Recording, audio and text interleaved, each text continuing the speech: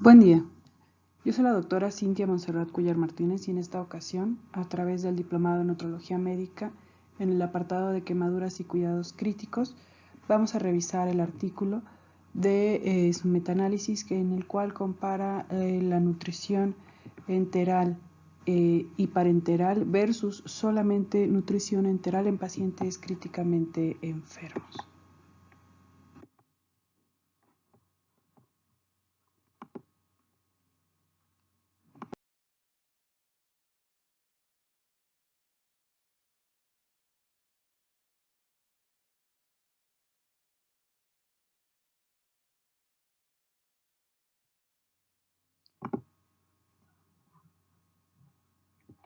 Dentro de nuestro contenido, pues bueno, vamos a abordar glosario, antecedentes, introducción, objetivos, material, método, resultados, discusión y conclusiones.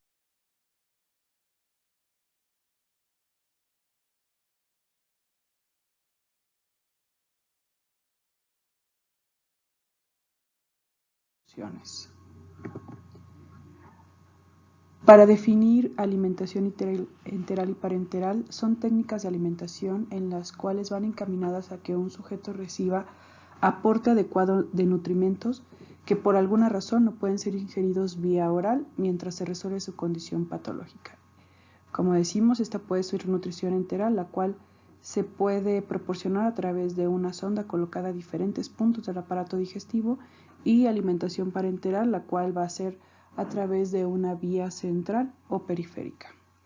El sinergismo entre desnutrición e infección pues, es un efecto potenciado entre la desnutrición y la infección. La resistencia a la infección disminuye en el paciente desnutrido y la infección precipita la desnutrición. La agresión combinada y simultánea de ambas situaciones da como resultado una mayor gravedad de la enfermedad.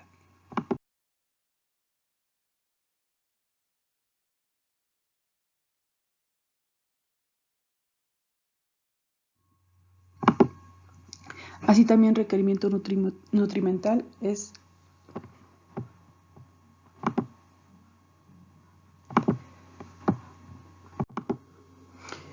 requerimiento nutrimental, cantidad mínima de nutrimento que un individuo dado necesita ingerir para mantener una nutrición adecuada.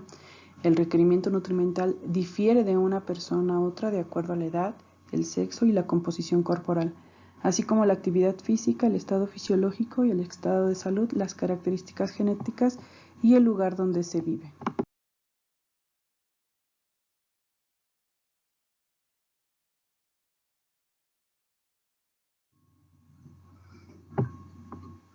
Sabemos que casi el 40% de los pacientes adultos en estado crítico tienen un alto riesgo de desnutrición, lo que aumenta su mortalidad y otros factores de mal pronóstico. En general, los beneficios y el riesgo individual de nutrición parenteral y nutrición enteral se han dilucidado gradualmente, pues porque es más barato, seguro y fisiológico, siendo la nutrición enteral la vía de alimentación de elección.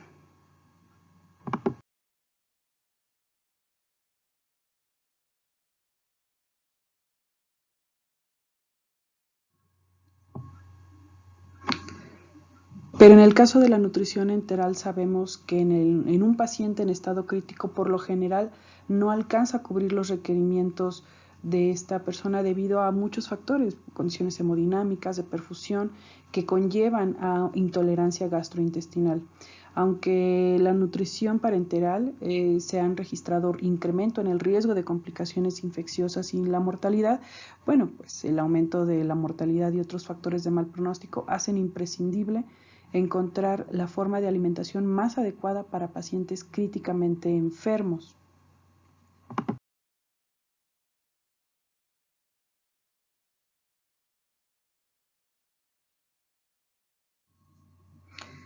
En la actualidad se sugiere iniciar el aporte nutricional con nutrición enteral desde su ingreso a la terapia intensiva, y únicamente agregar nutrición parenteral cuando los requerimientos nutricionales no se han logrado llegar a su objetivo. Hay muchos ensayos controlados publicados sobre el efecto sobre la nutrición enteral y parenteral combinada. Sin embargo, los posibles beneficios y los posibles riesgos asociados con el apoyo nutricional comparado con la nutrición enteral sola, bueno, pues permanecen aún desconocidos.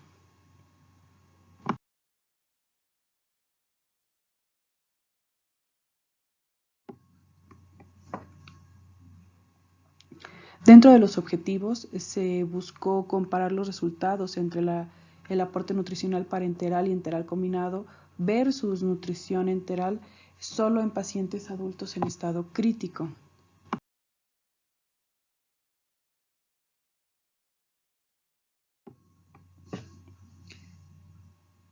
Dentro del material y métodos, en la búsqueda de la literatura, la búsqueda bibliográfica se prolongó hasta el día 30 de junio del 2018. Se utilizaron bases de datos de PubMed, Embase y Cochrane sistemáticamente.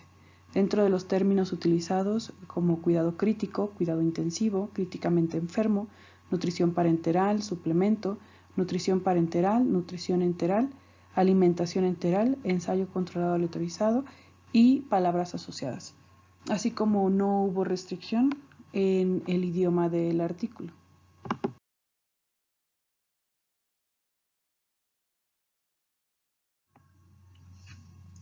Para la selección de los estudios controlados aleatorizados que compararon nutrición enteral y nutrición parenteral asociada versus nutrición enteral sola en pacientes adultos en estado crítico. Para filtrar los artículos requeridos, dentro se utilizó el título y resumen. Estos fueron revisados en primer lugar para posteriormente a texto completo para verificar las calificaciones de los mismos. Dentro de los criterios de inclusión, pacientes adultos críticamente enfermos en UCI o centros médicos, nutrición parenteral y nutrición enteral versus nutrición enteral sola, que cuenten como resultados de interés, por ejemplo, mortalidad. Dentro de los criterios de exclusión, los pacientes que no fueron considerados críticamente enfermos o ensayos centrados en otros soportes nutricionales, revisiones sistemáticas o ensayos en curso.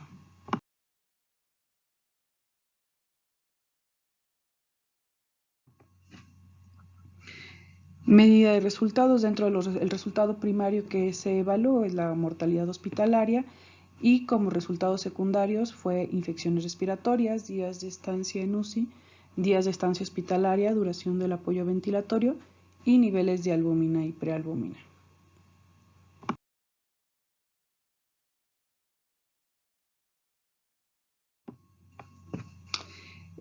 Para la extracción de datos se utilizó el primer autor, año de publicación, país, publicación, número de pacientes, ámbito clínico, pautas de nutrición artificial, tiempo de soporte nutricional inicial, las proporciones de nutrición enteral y parenteral de la ingesta de las calorías, ingesta nutricional en grupo de nutrición parenteral y nutrición enteral, así como nutrición enteral sola, duración y resultado principal.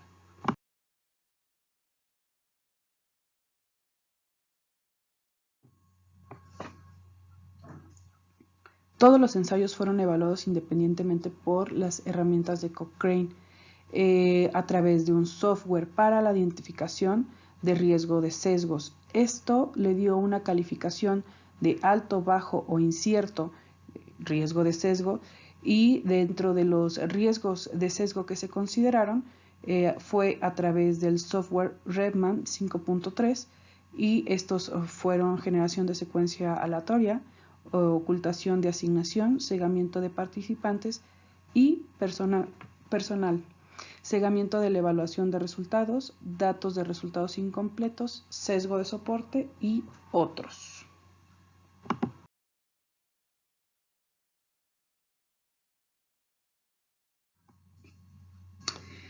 De los métodos estadísticos, bueno, el software requerido fue el Redman 5.3. Los puntos evaluados para los diferentes resultados de interés fue el riesgo relativo, diferencia de medias para variables continuas e intervalo de confianza del 95%. Las variables dicotómicas que se establecieron fue mortalidad hospitalaria e infecciones respiratorias. De las variables continuas fue tiempo de estancia en terapia intensiva, tiempo de estancia hospitalaria, duración de asistencia respiratoria, niveles de albúmina y niveles de prealbúmina. Así como el software arroja el nivel de heterogeneidad que se evaluó con chi cuadrada, lo cual estableció que un nivel de heterogeneidad menor del 25% como bajo, de 25 a 50 como moderado y mayor a 50% un nivel alto.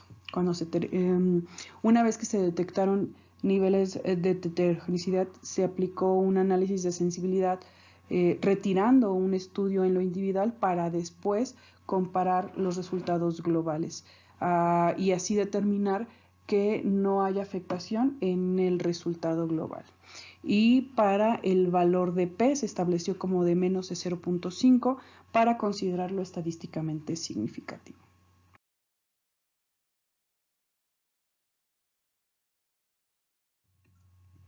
Dentro de los aspectos éticos, bueno, pues el estudio fue sin riesgo, ya que se trata de un análisis retrospectivo, por lo cual no requirió la aprobación a través de un comité de ética, ni tampoco el consentimiento del paciente.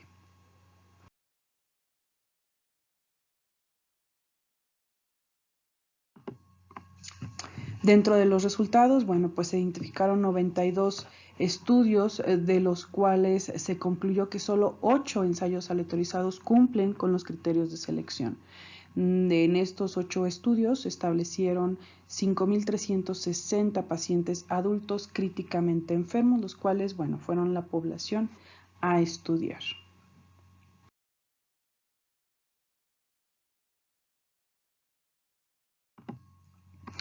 Para la evaluación de calidad de los estudios fue mediante el estudio de riesgo de sesgos, los cuales están graficados. Y aquí la representación de sesgos se emplea justamente para identificar tanto en lo global como en lo particular los diferentes tipos de sesgos, o sea, los 6 tipos de sesgos y otros.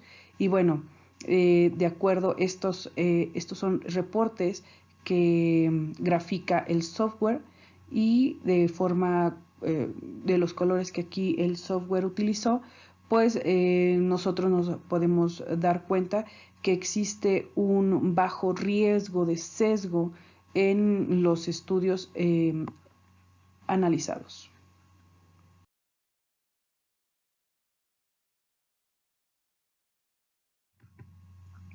Y bueno, dentro del resultado primario, que es la mortalidad hospitalaria, vemos que no hay una diferencia estadísticamente significativa para la mortalidad entre nutrición enteral y parenteral versus en nutrición enteral sola, ya que el intervalo de confianza, como vemos, como nos lo registra el estudio, pues atraviesa la unidad.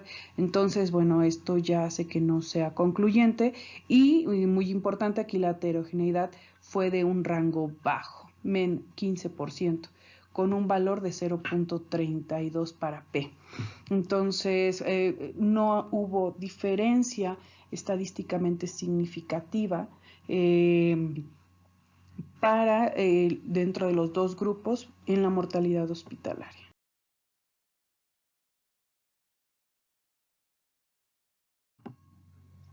Sin embargo, en el caso de infecciones respiratorias sí existe una diferencia estadística a favor de la nutrición enteral sola, ya que registra menos eventos de infección y el riesgo relativo y el intervalo de confianza aquí descritos no cruzan la unidad. Entonces, pues es concluyente, así como un reporte de heterogeneidad pues muy bajo, con un valor para P de 0.43.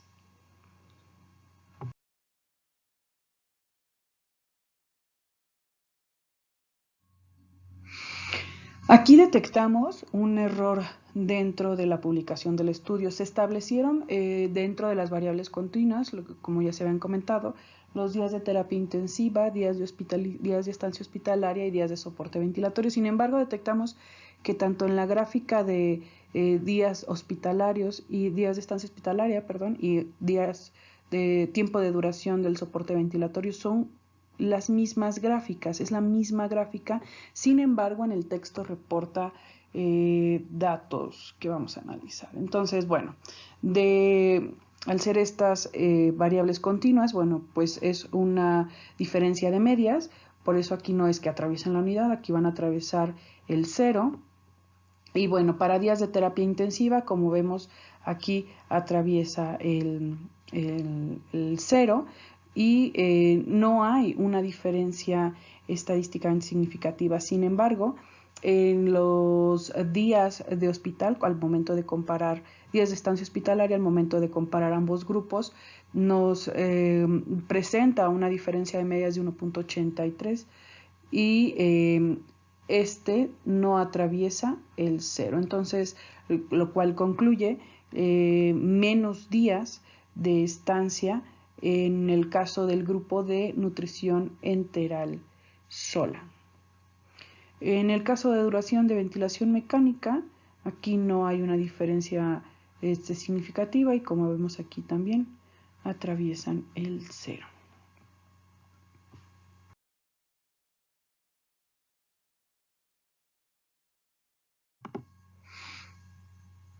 En el caso de la albúmina y la prealbúmina, pues no hay diferencia estadísticamente significativa en ambos grupos. Entonces,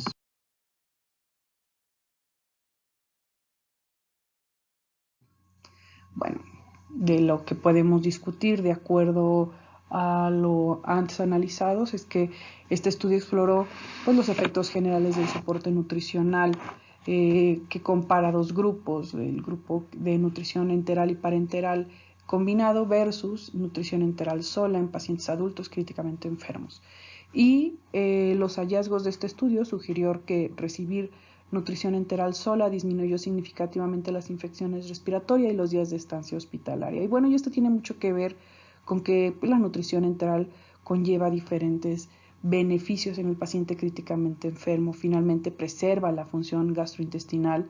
Se ha encontrado más de un 70% de tejido linfoide en el tracto gastrointestinal, lo cual evidentemente tiene una función inmunomoduladora más allá de las condiciones nutricionales. Genera una barrera mecánica, lo cual limita la translocación bacteriana y con esto disminución de procesos de sobreinfección en un paciente ya críticamente enfermo.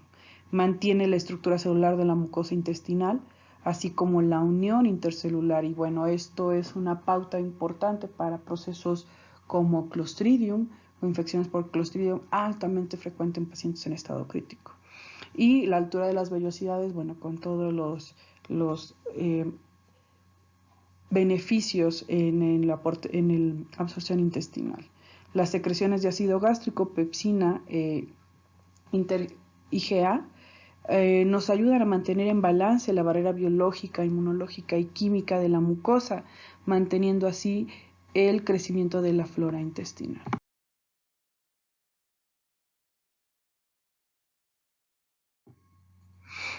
Por otro lado, la nutrición enteral ha demostrado ser eficiente en la restauración sanguínea, así como la capacidad de estimulación linfocitaria, y la fibra dietética podría, como un beneficio adicional, limpiar el tracto intestinal, lo cual, bueno, va a también disminuir por sí mismo la posibilidad de translocación bacteriana y promover en el enterocito la función mantenimiento de la función del tracto gastrointestinal. Así que esto puede explicar por qué hay una disminución sobre los procesos infecciosos, así como por lo mismo disminución de los días de estancia hospitalaria.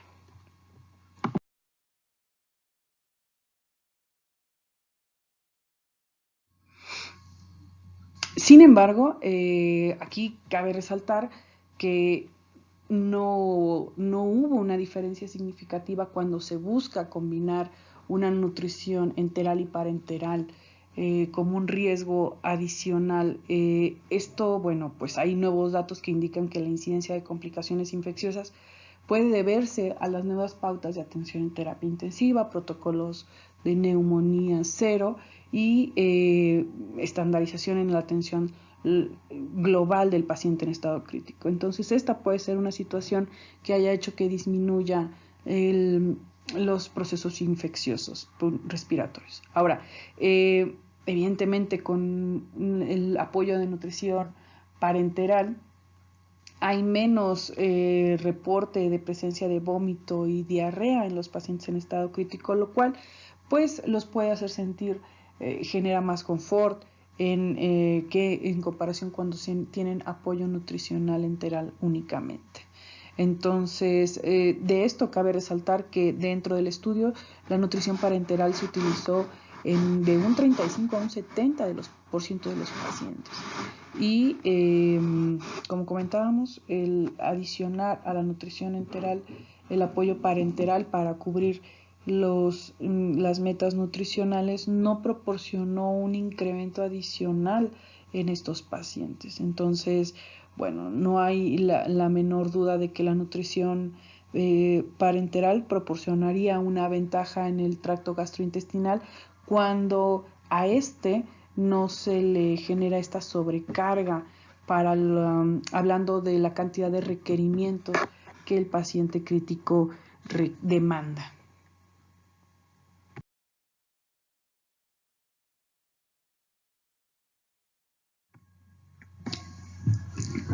Una limitante importante del estudio fue que se utilizó como variable la determinación de albúmina y prealbúmina para evaluar el estado nutricional del enfermo en estado crítico, lo cual, bueno, ya se ha hablado en las NutriScore, que bueno, tiene sus limitantes bastante importantes, así como también no hay un registro de la ingesta calórica y de resultados funcionales a largo plazo, que bueno, son considerados como mejor índices para evaluación nutricional. Ahora, la tasa, aquí las infecciones respiratorias no se pudo hacer una diferencia entre neumonía nosocomial y neumonía asociada a la ventilación. Esto no se pudo hacer de forma independiente y bueno, es importante señalar que tienen condiciones muy diferentes cada uno de estos grupos. Ahora bien, de los 8 estudios que se analizaron, en estos estamos hablando de que son terapias intensivas generales. Solamente 2 de ellas señalaron ser especializadas, una en un centro de quemados y otra en un centro de trauma, lo cual evidentemente genera una heterogeneidad en un paciente en estado crítico. Sin lugar a dudas, las demandas de un paciente quemado van a ser muy diferentes de un paciente con pancreatitis, un paciente séptico, un paciente, por ejemplo, revascularizado cardiovascular. Entonces, esta amplia gama de necesidades y características de los pacientes hace que no podamos concluir específicamente que nos señala prácticamente que los grupos son muy heterogéneos.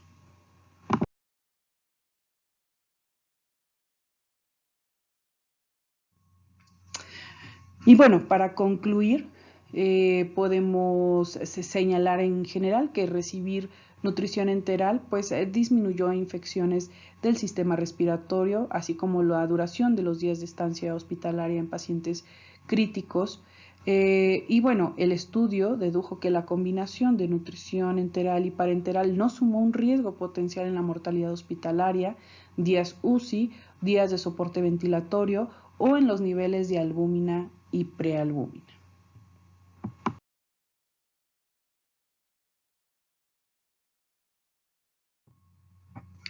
Pues agradeciendo su atención, quedo a sus órdenes y bueno, para comentarios o sugerencias. Buenas noches, muchas gracias.